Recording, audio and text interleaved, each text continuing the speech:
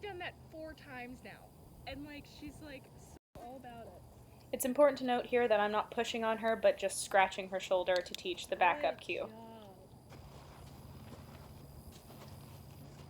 Good girl. Over here.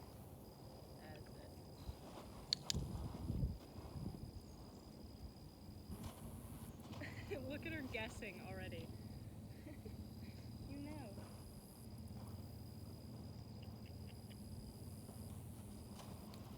Good girl. And I love how she's not even like turning around to see what I'm doing at her shoulder. She just like got it like that.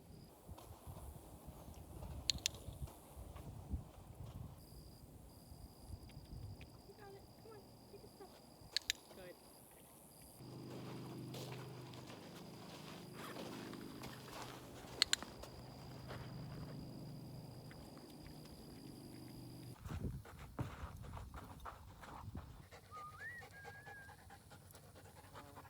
That's a good girl. Please actually come to me. Actually, I give you lots of carrots. Yay, good girl. That's a girl. Wow. Good girl.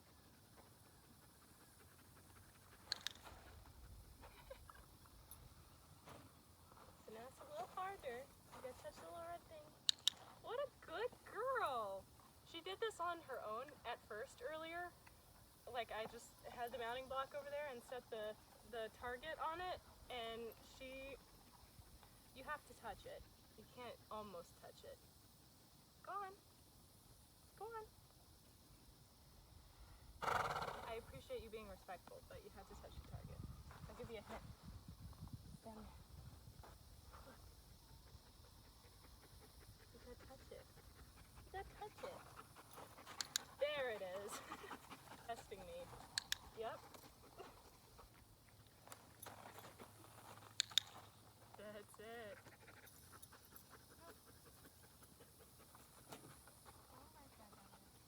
Yes, ma'am. So it's important to note here that I should have been rewarding her for following the target, not touching it, because stationary targeting and like a moving target are different, because it can be frustrating for the horse if the goal is to touch the target, but you keep moving it away from them. So I should have rewarded her for just following. Here is a much better example where I start hand targeting, and I reward her for following my hand, not for touching it, and just for that simple act. Also doing this will teach you to be very patient, because you can see she took a minute to decide to start following my hand, but that's sort of the whole point of this. It's training the autonomous horse, helping her realize that it can be fun and intrinsically motivating for her to work with me, and she can earn rewards while doing it. So, at the beginning, like, the first half of this video seems really, really slow, but I promise, in videos to come, since it's been a while since I actually filmed these, a lot more is happening now, and like we're starting to move very, very quickly, and she's learning more. She almost never leaves my side when we start training, and like it just takes time for them to realize that this is something fun, and they choose to participate. And then after a few months of doing it, all of a sudden you have an animal that will never leave your side, even when you want them to sometimes, because sometimes I need a break and she says I do not. So yeah, I just wanted to throw this in here, that you have to be patient in the beginning, and this may look a little boring, but it is so rewarding when they get it and they are proud of themselves and really enjoy the learning because they get to earn rewards. Also, you should note that I just tried to get her to trot and she said, no thank you. So now I'm just taking it down a step and still working on the hand targeting at walk. And that's, sometimes you think you're ready to move up and then you're not, and then you take what you can get. Like there, I just rewarded for a step. So you have to take it back down a step sometimes. So just be aware of that.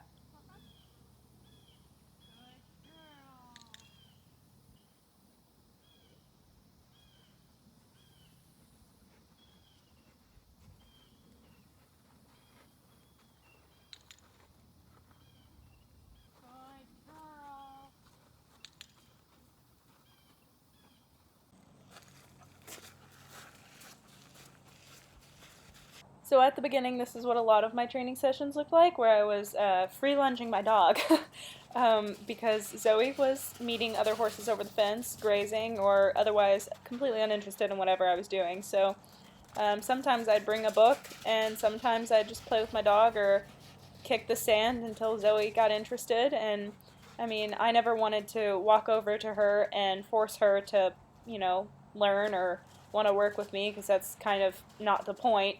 So I just waited on her, and she always came over, never failed. Sometimes it was 3 minutes, sometimes it was 5 minutes, sometimes it was 15 seconds, sometimes it was 20 minutes. So it really depends on your horse and their interest level in you, but they are curious, so they will eventually come over. And if you reward for them coming over, eventually they start not ever wanting to leave.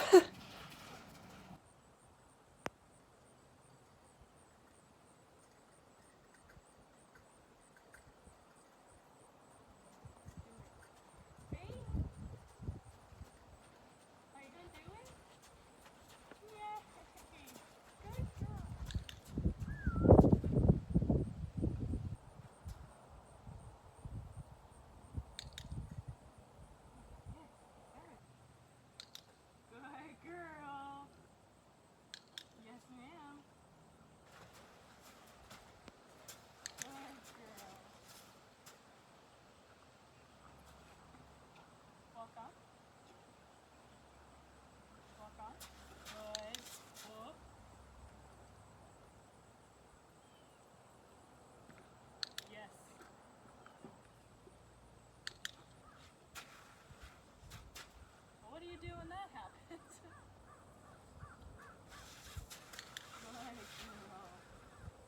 That's what you do.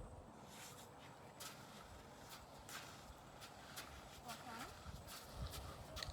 Good girl.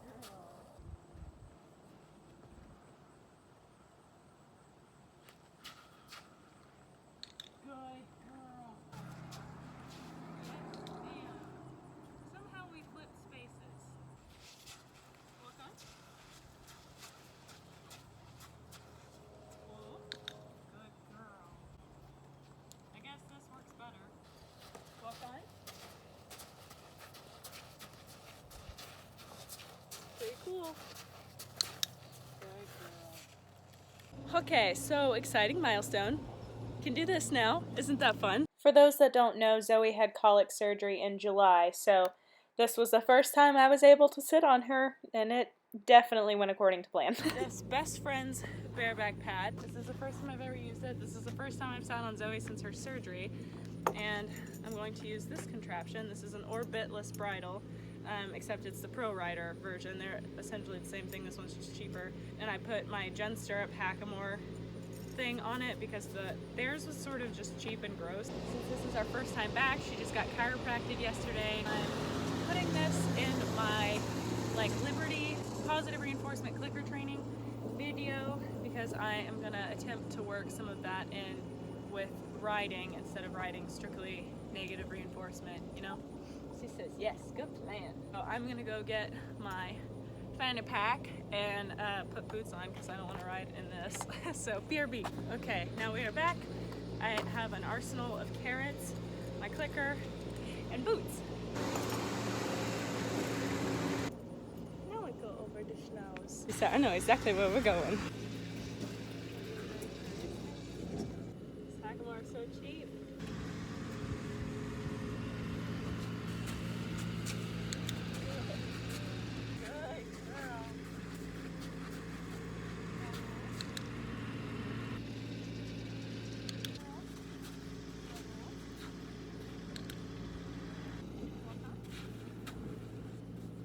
That right there should have been my first clue, but I didn't see it, so just keep her little trip in mind.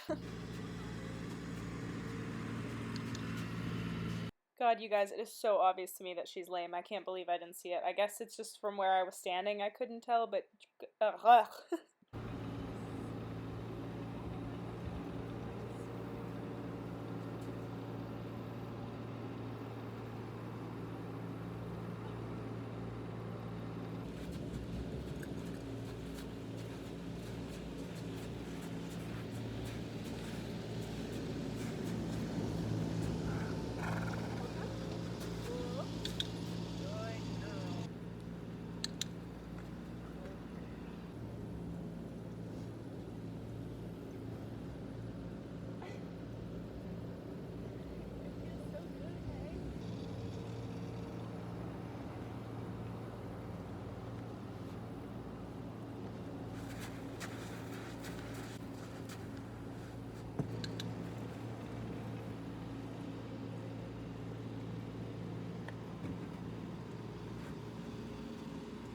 So, if you guys haven't already guessed, Zoe is lame in this video, and I had no idea. I don't know how I missed it, because watching this footage it's very obvious, but I guess just where I was standing, I couldn't tell.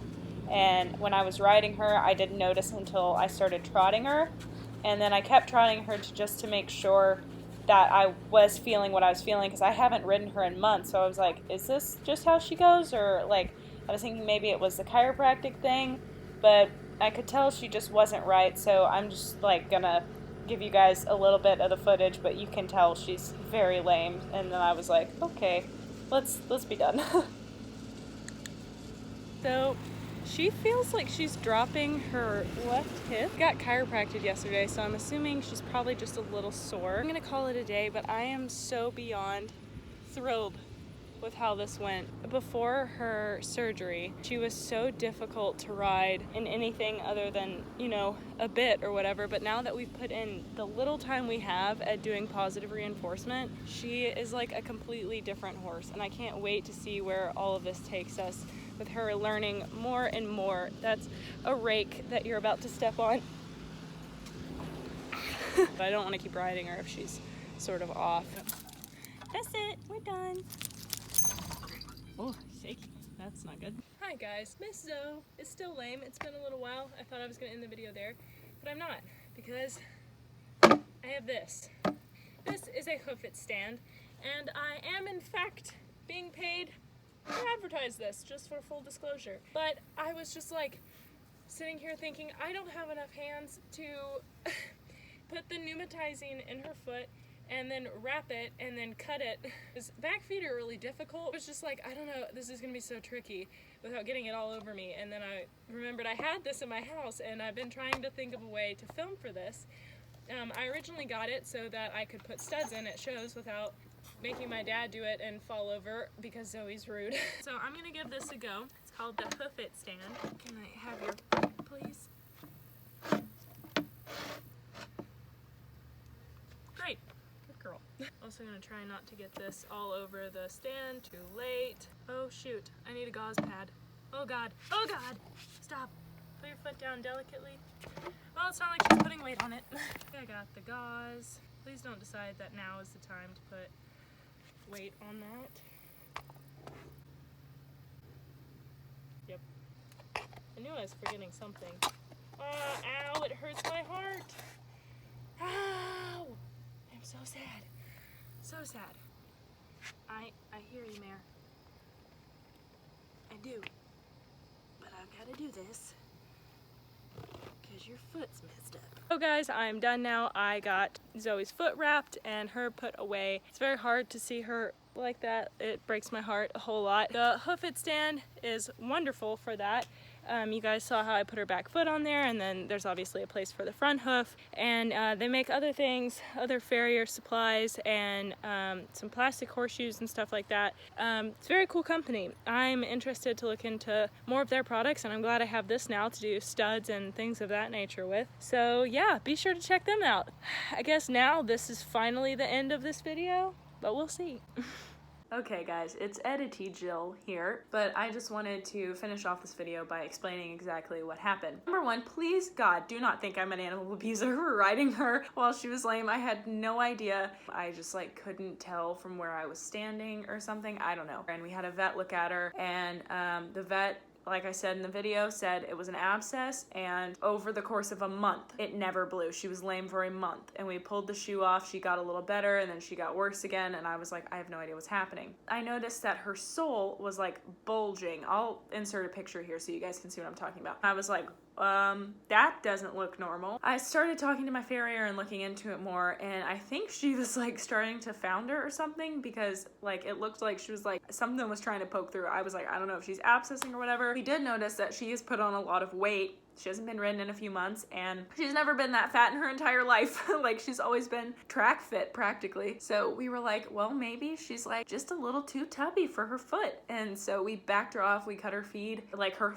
hoof went right back to normal. This is good, and her body's metabolizing it properly instead of having so much to work with, because she's not in work, she's not getting a ton of exercise, because I want to bring her back slowly, and I'm working with positive reinforcement, so I'm having to like fine tune and change a lot. Yeah, so that's pretty much where we're at. I don't know what was wrong with her, but she was off for a month. We cut her feed, and now she's 100% sound. She has a shoe on, and everything is great, and you guys will see more of what we've been doing in the next series of this video. But I really hope that you guys are enjoying this. I know some of the beginning stuff is kind of boring, but I wanted to document this all for you guys so that you can see like where we're coming from, and like it's amazing how much has changed. Like in the next set of videos, like she's so game, she's so on it, she literally will not leave my side. If she does, when I call her, she comes galloping back, you know, so it's a whole thing, and I can't wait for you guys to like see the series, and I can't wait to keep doing it. Look back on this in a year or so and see how far we've come, and I hope that you guys enjoy this and you've looked into it with your horses. Also, I want to add, because I've been getting a ton of questions about like, how do you get started? How do you do this? And I will include a list of links to books, podcasts, websites,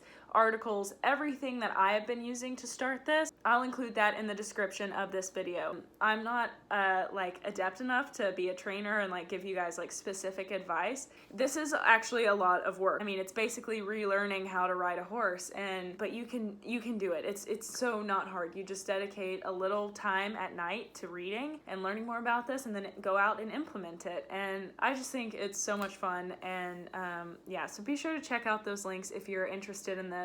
It's not a one-stop, you know, quick fix solution. You actually have to work at it, but I promise it starts out, it seems like you're not getting anywhere, and then all of a sudden you just skyrocket. And I mean, it's just like anything, you'll hit dull moments, but like it goes so much faster because the horses want to learn. You know, take some time to read, educate yourself, okay? Yeah, make sure you turn on your bell notifications and subscribe to this channel. I post a lot more updates on my jet eventing Instagram if you guys want to follow me there. Yeah, I hope you guys are interested in this journey and don't think I'm like doing weird voodoo witchcraft here, but my horse is a million times happier, I'm a million times happier, and thank you guys for listening and watching, and have a good evening. Goodbye!